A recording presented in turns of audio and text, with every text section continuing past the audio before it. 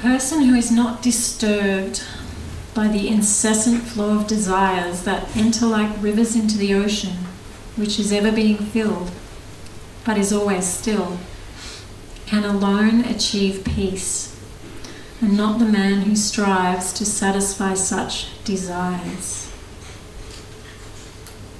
So it says here, he alone can achieve peace. So, we have to realize that we are actually not our body, we're not our mind, that we're the eternal spark of life, the eternal self residing temporarily within this body. These bodies, two bodies, the subtle body of the material mind, which is covering us like underwear, and then over the top of that is this gross body, which is pretty gross at times. Most of the time, especially as you get older, it gets grosser.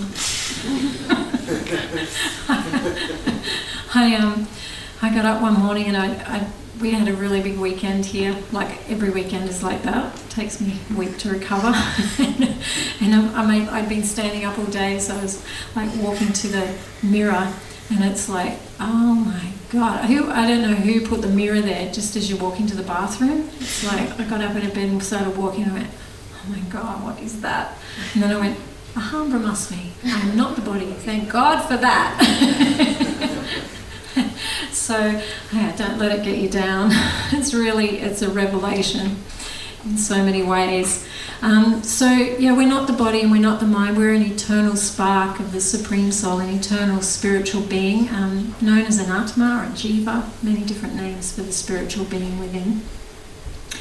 And when we're in this material world, we grow very attached to it. Yeah, we've been here for a long time and we get very attached to this material world, thinking that it's our home and that where we should be, and we're trying to find happiness in this material realm, which is impossible because we're spiritual in essence. So material is not going to give us happiness.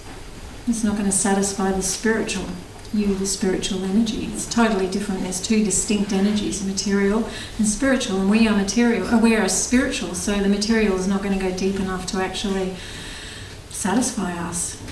It's going to give us a little bit of pleasure through the senses, through the body. And, so what we're so attached to this material realm, we end up with so many material desires just flooding our mind. Yeah, and this is where the agitation comes from. People come here and we get them to fill out a safety questionnaire, and we ask, why are you coming here? For yoga, meditation. And so many people just go, I want a calm mind, I want to find some peace. My mind's agitated. It's almost like everybody's got the same problem, this agitated mind, and it comes from these desires just flooding into the mind constantly. And I remember when I was younger, before I started meditation, thank God I took it up, because I would have been really in a bad way, because I used to be one of these people that had, the goal setters. Like I had a business and had all these material things that I wanted to achieve, and I thought that was going to make me happy. But these desires are like a 10-headed dragon, or a 1,000-headed dragon, I suppose, is probably more like it. You take a couple off the list and there's like 10 more just gone on. It's like you never get to the end of that list of desires that you want to fulfill, They call them bucket lists and all sorts of things now. I tick it off my bucket list, but I'm sure that bucket list never gets to the end. There's always something extra going on the end. So we can actually step back. That's one of the things we do with our mindfulness, is stepping back from our mind and being aware just how many of these desires are flooding our mind. And you can be quite untouched by them when you start to learn more about who you are, because you don't have to go with all these desires. For a start, they're not going to make you happy. The happiness is a condition of the soul. It's a spiritual it's a spiritual condition. It's not a condition of the body.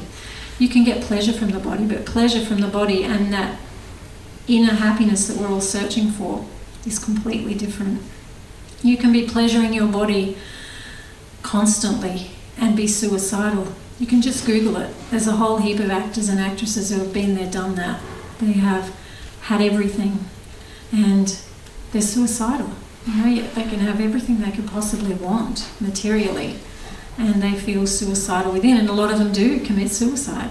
And so it's very, very common these days for these people who have achieved everything that everyone's wanting to achieve to actually commit suicide or take a drug overdose. It's, lists and lists. It's like a weekly occurrence. Just every time you read the news, someone's been found dead and they're young. And you go, well, they don't say what it is, but you can sort of work it out for yourself. It's usually they've taken their own life, which is so sad. So these desires, for one, aren't going to make us happy, and they're taking us in the wrong direction to find peace. You're not going to find peace while ever you're trying to satisfy these desires that flood your mind. So what you can do is step back and you can start to realize, yes, these desires are coming in, but I don't have to try to satisfy them all. That's just a part of this body and a part of our mind, that we're going to have these desires coming in. They're going to flood us at times. But, you'll find that if you just step back and you let it go, for a start, you can just let it go. And, you may have a really strong desire and you just let it go, and it's, in a few days, it's completely gone. You're not even giving it any thought anymore, but then there's another one. Another one comes in. So it's important to see that the desires are temporary, just like all the other thoughts. Desires are thoughts. So they're temporary and fleeting. They don't last long. So we don't have to try to act on them all, because that is going to make your life very, very agitating, very uncomfortable and unpleasant. It's going to lead to unhappiness. I know, because I was really unhappy trying to find, it was stressful actually, trying to satisfy all these desires that were coming in. And I thought, I've got to do this. That's what I should do. And I lived a very agitated, not a very peaceful life at all. So I can see the difference now that I've taken these steps towards, a spiritual path, taking a spiritual path, and no longer trying to satisfy those desires that flood the mind, because you're not the mind. So you don't have to go with the mind. We actually need to exercise control over our bodies and minds. And, just having this wisdom that I can actually do that. The mind and body are tools to get us through life. And they should be working for our benefit, us, the Atma. And when we just let it go, it's like you've let the reins of the horse go, and it's just charging off in all these directions. You see these horses that are out of control. The person's lost the reins, and I used to have a horse like that. It'd just take off. It'd just gallop, and I just couldn't control it. I just have to go with it and hope I didn't fall off or it didn't run me into a tree or something. And so your mind's like that. Yeah, it's scary. And you don't know where it's going to take you. But, we need to learn to exercise control over our minds. It's a really important thing. We need to have it work for our benefit, not for, not just let it do what it wants to do. It's almost like your mind has its own mind. It's just going off in all these directions. We don't have to follow it. When a mind is controlled, a person is known as Goswami. That's control their mind. And when they have an uncontrolled mind, it's Godas. It means you're a servant of your mind rather than your mind being a servant of you.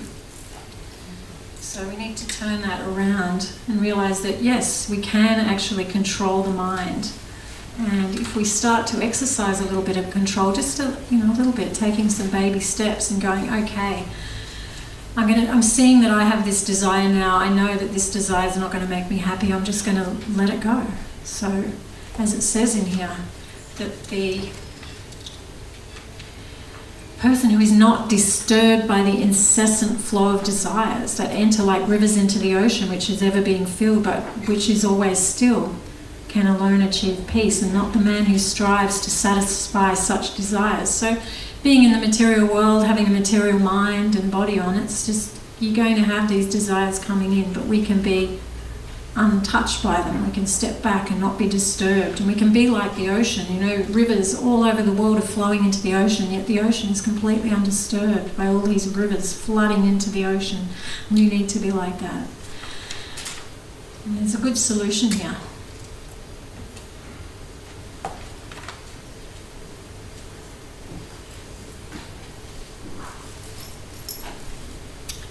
One who is not in transcendental consciousness can have neither a controlled mind nor steady intelligence, without which there is no possibility of peace.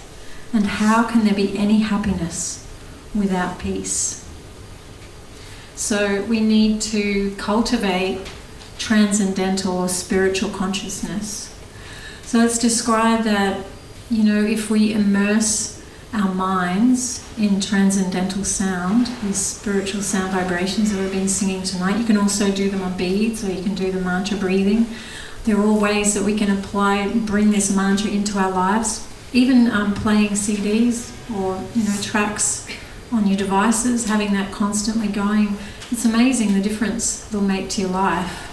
And you'll find that by immersing your mind in transcendental sound, it starts to take on the qualities it takes on those spiritual qualities. So just like a good analogy our grandfather spiritual master used to use regularly is like iron and fire. A fire is quite different. It's hot, it's not hard, the iron is hard and cold, and you put the iron rod into a fire, and the rod eventually, if it's in there long enough, takes on the qualities of the fire.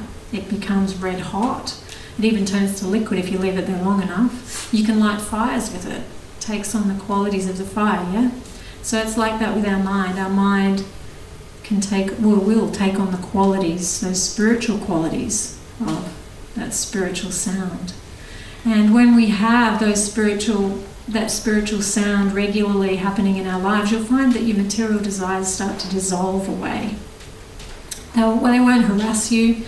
They'll come and they'll go, but there'll be less of them. You'll find your material desires will start to ease off, and you'll find that you have more of a desire for, you have more of a taste for spiritual life, so you have more spiritual desires. And then you're heading in the right direction. So you need to sort of do that U-turn rather than trying to follow all those desires and let your mind just take you on a crazy journey. You need to take that U-turn, go, no, I'm not listening to you anymore. We've been listening to our minds for probably millions of lifetimes. And where's it got us? Back onto the wheel of birth and death to do it over and over again. So you're all here looking for something more in life now. Now it's time to take that U-turn and follow a spiritual path and do what's beneficial for you. So, how was that? That makes sense? Yeah? And it's just a matter of taking baby steps. I mean, we're not going to become Goswamis overnight. We've been conditioned for millions of lifetimes. But you'll find just taking that little tiny step makes your life so much easier. Just a little step at a time. And you'll find that your life will start to transform. And yeah, it's just an amazing thing. But you need to take that step. You need to take those steps and make a start. Otherwise you're just going to be where you are.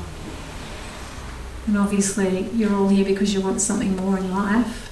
You wouldn't be coming to meditation and spiritual wisdom. And so yeah, we actually need to make a little bit of effort to take that first step. And then doors will open up. Your life will unfold a beautiful, wonderful, happy, peaceful existence. And it's all achievable for all of us. There's no reason that we can't achieve happiness and peace in this lifetime. Very quickly, if we choose.